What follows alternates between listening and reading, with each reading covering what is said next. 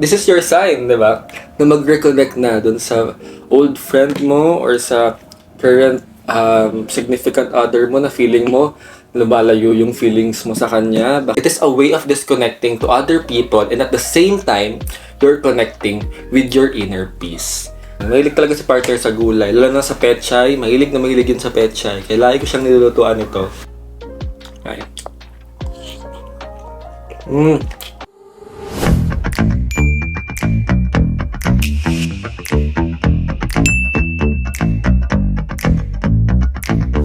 Hi friends! So welcome back to another episode of Catch Reality. And for today's episode, ang pag-uusapan natin ay learning how to connect, reconnect, and disconnect. And ba't ba yung naisip kong topic? Kasi recently I attended the soiree of my alma mater. And pag-usapan lang namin siya ng mga former teachers ko. And it's a good thing. Then, pinapractice natin siya while we are adulting. And mas palalimin or mas pag-uusapan pa natin siya along the way. Sa tulong ng mga social medias. Yes, sa mga tao sa social medias or posts sa social medias. Okay, so wag natin patagalin pa. Let's get into it! And of course, kasama ng ating balitaktakang ngayong vlog na ito ay ano ba yung pagkain natin ngayon. So, my food today, of course, it's still healthy. Yan, tilapia. Isda tayo ngayon. Nakakain parang seafood din, no? Yan, tilapia and then with ginataang tilapia with kamyas and pechay. Ayan, ito siya, friends. Kita nyo ba? Focus ka naman, no? Ayan. Actually, favorite to ni partner. Nung time na nag-dorm pa kami, live-in pa kami nun, and nilutuan ko siya nito. Yun. Simula naging favorite niya to. Yan, mahilig talaga si partner sa gulay, lalo na sa pechay. Mahilig na mahilig yun sa pechay. Kaya lagi ko siyang nilulutuan ito na may maraming pechay.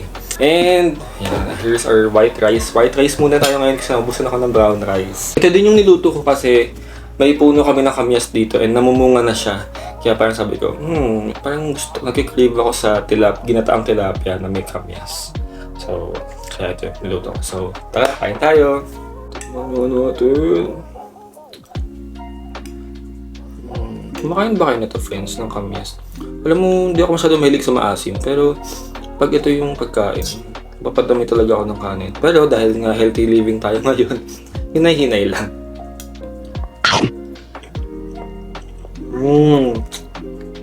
Sarap. Right. Kung gusto nyo matutunan or malaman kung paano ako ito niluluto, hindi naman siya ganun kahirap. Nag-subscribe kayo para gagawa tayo next time ng cooking vlog.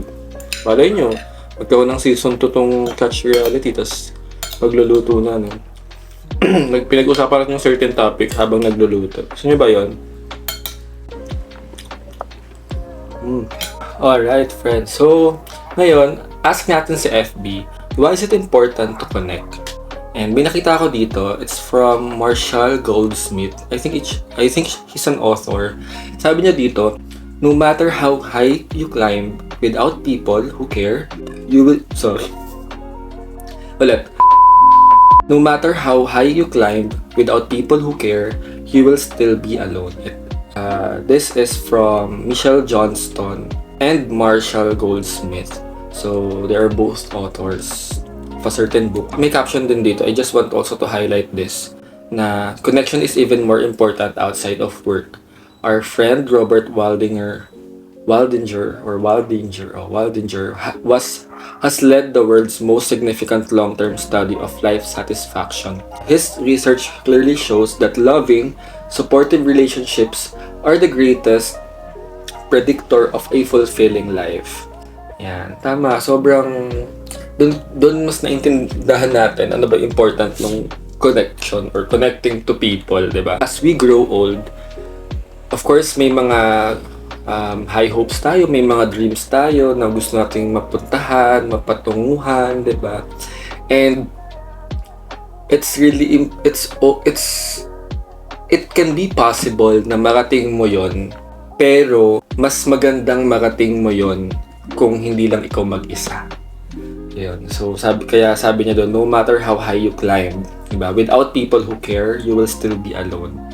And in this world, na sobrang ingay, na sobrang daming challenges, diba? It's really relevant that we are with someone that we know, that we can connect to. And sabi pa niya dito, it is wonderful to reach the top of the mountain. It is even better to have people who care standing beside you when you get there. Diba? And alam ko na alam nyo kung sino yung mga taong you are always connected with, or sino siguro yung mga taong gusto nyo pang maging makakonect sa kanila, diba? So, that's really important to be with someone while you're going through that journey that you chose. And dito din papasok yung mga cliche terms na no man is an island and two is better than one, diba? Yan. It could be your partner, your family, diba? So, ayun yung important ng connection. Thank you, Sir Marshall Goldsmith. And napakaganda ng realization na yun. Dahil dyan, kakain tayo. Napakain ako doon. Parang nagutom ako doon. Na-enjoy nyo ba yung mga ganito natin, friends? Sa mga nanonood, salamat po. Thank you sa pag-support. And sa mga hindi pa nakakapanood ng mga recent vlogs ko, if may time kayo, if may ginagawa kayo sa bahay or sa work, tapos gusto nyo lang makinig or ng something realization, ganyan, try nyo panoorin or try nyo pakinggan. Comment na rin kayo kung nag-agree ba kayo dun sa sinabi dun sa social media. So next naman, since we already know the value of having connection, so let's ask naman, who do you need to reconnect naman? Tanungin natin si IG, and may nakita ko here. It's from Leadership Dev Group. Okay, so sabi niya dito, yan, pakinggan natin. Hey, I'm in Temecula, California, and I'm here with Lisa. She's actually behind the camera right now, and it was a great time of just reconnecting. And so a quick question is who do you need to reconnect with? Right, maybe you've had connections with in the past and you need to reconnect. Now, your significant other, you need to reconnect with them every single day, but also who are the people in your life that you need to reconnect, sort of strengthen the connection, because the stronger your connections, the better the collaboration and really the better the results you get. Yes. So, nabanggit niya doon, it's possible to reconnect with someone in the past or in your past or with your significant other. And nabanggit niya pa doon, it's important na you constant or you need to reconnect with your significant other every single day. Banggit din niya kung ano yung important ng reconnection yan, to build a better result. Diba? And ako actually, just want to share, no? Recently, bonding kami ng mga ka-workmate ko before sa previous job ko. We just have our lunch out. And it's really, refreshing, for me, gaan siya ng pakiramdam na we're still in touch with each other. Last time, I helped my dating colleague din to edit her video. Ayan, yung dati ko ring manager. It's really good na in my previous job, kasi first job ko yun after graduation, nakabuild talaga ako ng, alam mo yun, sabi ko na people that I can trust with until now, kahit wala na ako dun sa work ko. Yan. And I'm really happy, and they still inspire me to, move forward. Kasi sa sales, ang daming taong nakaka-inspire, to be honest. Sobrang madami kang malolook forward na gusto mo maging katulad ka niya, gusto mo kung yung mindset niya maging katulad mo din. And yun nga, if you are reconnecting with other people, someone in the past, or kahit yung katingin mo na gusto mo maging makakonect ulit, diba? Or maging in touch kayo ulit, whether it's your best friend or siguro someone also na lagi mo siyang kasama pero sa tingin mo habang nagtumatagal parang nagdi-disconnect kayo. Yan. Possible na baka you're experiencing that ngayon. Yan. You reconnect. And how will you do that? It's ikaw nakakaalam niyan kung paano mo gagawin. Like for us, diba, nag-lunch out lang kami. Ayan. And possible, diba, nahiyain mo din siya mag-lunch, mag-dinner, or kumala, or Kahit simpleng kwentuhan lang, magkape kayo. Ayan, ang daming coffee shop dito sa Antipolo. Antipolo. Ayan, basta kung saan man. Diba? Madaming ways. So, baka this is your sign, diba? Na mag-reconnect na dun sa old friend mo or sa current significant other mo na feeling mo lumalayo yung feelings mo sa kanya. Baka it's time, diba? Na mag-reconnect ka. This is your sign. Diba? Or with your parents, diba? Reconnect with your parents kung nabibisi ka na sa work. Yan, so baka namimiss ka na ng parents mo or kailangan mo ng breather and bond with them, diba? So, ayun. Since we already talked about connecting to people or why is it important to connect with people, then napag-usapan na rin natin kung kanina ba tayo dapat makipag-reconnect. And yun naman, when do you need to disconnect? So, tanongin naman natin si TikTok. And, ayun, may nakita ko dito, post ni Janina Vela. If you're familiar with Janina Vela, follow her. Ayan. Napakaganda ng sinabi niya dito. Pakinggan natin. Oh, I might get hate for this one, but sometimes protecting your peace calls for external action, but it will always require internal commitment. We have normalized cut them off, block them, remove yourself from the situation so much so that it feels like the only right answer. But honestly, not everyone has the privilege to distance themselves from a relative or stop talking to a coworker. And even when you can, it's not always a long-term solution. There will be times where you cannot control the situation and you can never control the other person, but you can control the weight and the power. I say this with love, but only you can decide how much weight you give their words and how much power their behavior has over you. Sometimes you just have to accept, ooh, it is what it is. They are what they are. I mean, literally, when they do or say something weird, just go, anyway. I am literally begging you this 2026 to learn the art of overlooking, not because what they did was okay, because it was not, but your peace holds more worth than their patterns. Diba? Napakaganda nun. Gusto ko i-highlight yung sinabi niya na about art of overlooking. Kasi ako din nung ginagawa ko to actually, una ko talagang naisip kasi ako yung tipo na I practice in social media na kapag ayokong makakita ng mga ganitong contents kasi it triggers me, in-unfollow ko sila pero still there are my friends. Kasi nakasama ko sila, nakilala ko naman sila. Pero, nabanggit niya dito yung art of overlooking. Not because pababayaan mo na lang yung ginawa nilang hindi maganda sa'yo, pero mas paprotektahan mo lang yung inner peace mo. And I think it's also a good mantra for this year, or mindset for this year, na mas protektahan natin yung inner peace natin. Yes, it's okay to be opinionated at some point, pero if, alam mo yun, nag-overstep na siya, that can ruin your peace. Alam mo yun? Breathe in, breathe out. Na-normalize na kasi natin yung pagbablock, yung pag-unfriend, diba? Most of us do that.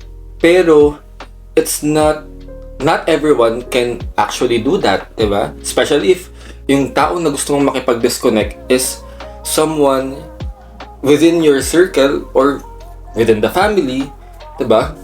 Or someone you work with, diba? Or kung nag-aaral pa kayo, classmate mo, diba? Na nakakasama mo araw-araw, or baka teacher mo, diba? So, hindi lahat privilege na gawin yun. And also, if you have the privilege to do that, it's just a short-term solution. Kaya, ini-encourage niya tayo. Sabi niya pa nga, I'm begging, she's begging na we practice the art of overlooking. It is a way of disconnecting to other people and at the same time, you're connecting with your inner peace. Diba? Napakaganda nun. Thank you, Janina Vela. Napakaganda nun. Napaka-refreshing nun. Kaya dapat kumain tayo. Kain. Paubos na to. Isang side pa lang ng tilapia yung nakakain ko. Dinner ko na ito mamaya. Malapit na tayo matapos, friends. So, let's ask X naman about quotes, about healthy relationship. Kasi diba, when we talk about learning how to connect, reconnect, and disconnect, it's all about relationship. Building relationship, or rebuilding relationship, or choosing kung kanino ka ba dapat mag-build ng relationship. Ayan. Okay, so, ito by Librecent babasa dito. Sabi niya dito, I fell in love with this quote. Being in a relationship means you must love, someone the way you need or the way they need you to, not just in the way that is comfortable for you. Because it's a reminder that love is not only about what I prefer giving, it's also about how the other person actually receives it. Real love takes effort, emotional maturity, and the willingness to meet each other halfway, not just show up when it feels easy. Yeah, so I think it's a way, let's see it in this context na being in a relationship, not just a romantic relationship, no, it's really more on maturity. If you really want to stay that last, you need to be mature and always consider what the other person will feel. Kasi nga, yes, it's easy for us to give what we have, but at the same time, it's also important to know ano ba yung kailangan ng pagbibigyan mo, diba? Baka bigay ka ng bigay, pero baka hindi naman yan yung talagang kailangan niya. And it's really important in a relationship, no? Kahit sa work, diba? Sa clients, or sa romantic relationship, sa partner, sa family, sa workmates, sa friends, diba? Na alam natin or we are making effort. Kasi ito yung nakikita ko I mean, ito yung I'm also a firm believer na kapag yung isang tao alam kung ano yung gusto ko, nakikita ko siyang nag-e-effort, and alam kong totoo siya na mahal niya ako. Kaya masarap sa feeling. Ako, gusto ko talaga na sinusurprise ako. If in terms of love language, ang receiving ko is physical touch. Kasi isa sa mga bagay na hindi ko kayang ibigay or hindi ko kayang i-initiate. Kapag yung tao o yung partner ko is may ganong love language, sobrang na-appreciate ko yun.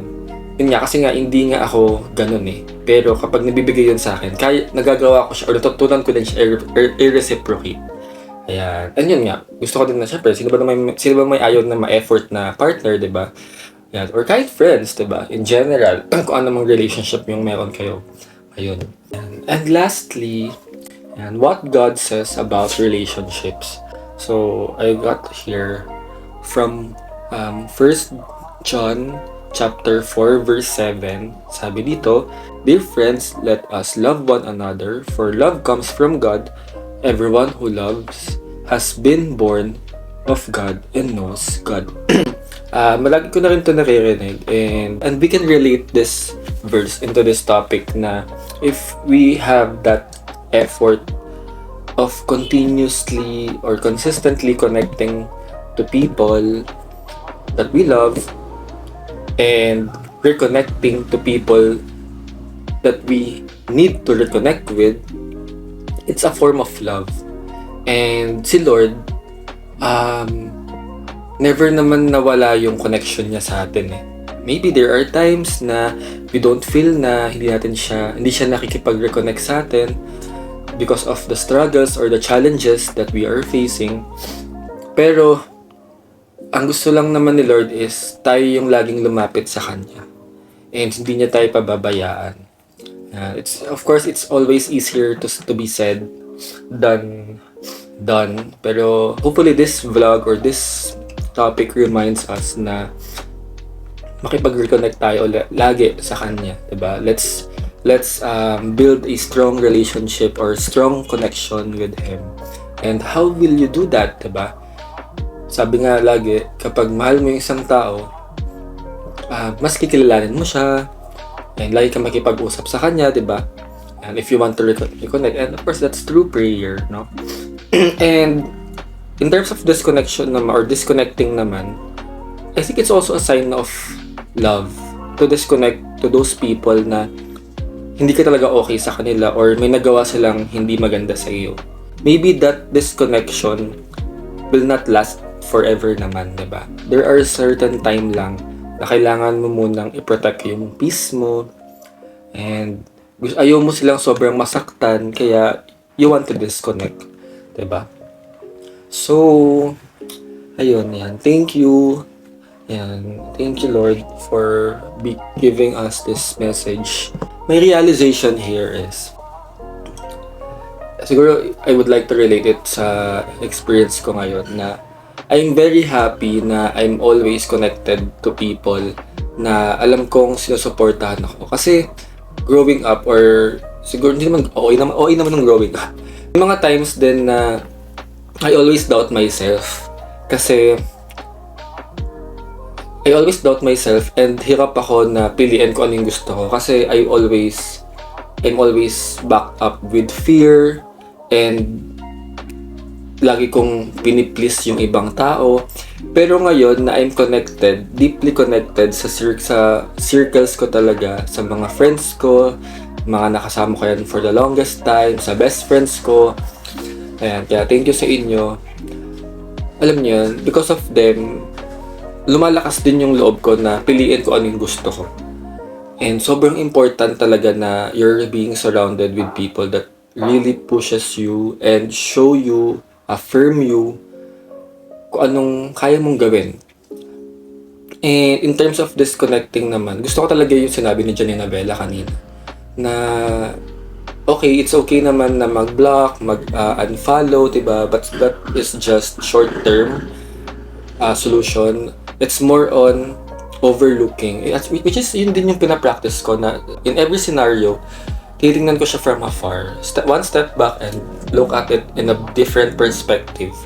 Na baka by looking at it in a different perspective, mas makahinga ka at mas makapag-isip ka ng pwede mong gawin para sa ikapapanatag ng puso mo or ng sarili mo. Diba? Not by hurting other people or that person. Diba? And it's also a sign of maturity na kapag mas pinipili mo na protektahan yung peace mo, it's a sign na you're getting mature. Hindi naman ibig sabihin na hindi mo lagi ipaglalaban kung ano yung mali or yung or yun nga, yung tama, 'di ba? Hindi naman ibig sabihin nun na hindi mo laging ipo-point or hindi mo ipaglalaban or i-voice out kung ano yung sa tingin mo talaga yun yung tama sa scenario, 'di ba? Pero if it's too much na, 'di ba? Learn to, step back and take a deep breath and yun, i-prioritize mo kung ano yung mas makakapagpanatag sa peace of mind mo.